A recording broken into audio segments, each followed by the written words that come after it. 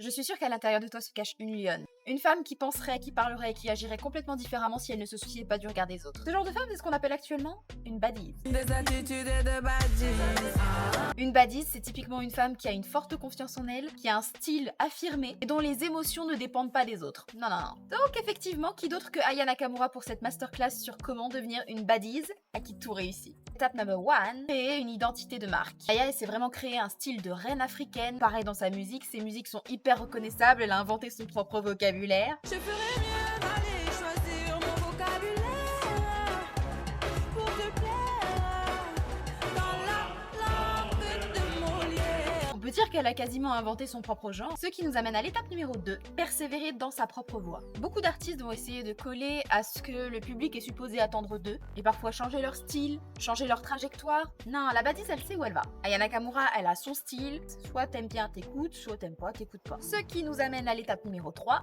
célébrer ses haters. La badise, elle développe une sacrée résilience quand même face à ses haters. C'est le cas d'Aya Nakamura, c'est le parfait exemple. Et avec la badise, on va même encore plus loin, elle tire sa force de ses haters. Pourquoi ? Parce que ses fans, du coup, l'aiment encore plus. On l'a vu du coup avec Aya au JO. Elle s'est pris une sauce, mais cette sauce-là, elle l'a amenée quand même à faire le Stade de France il y a quelques jours. Donc si tu veux devenir une badise, n'aie pas peur des haters. Ce sera ton carburant pour la prochaine marche.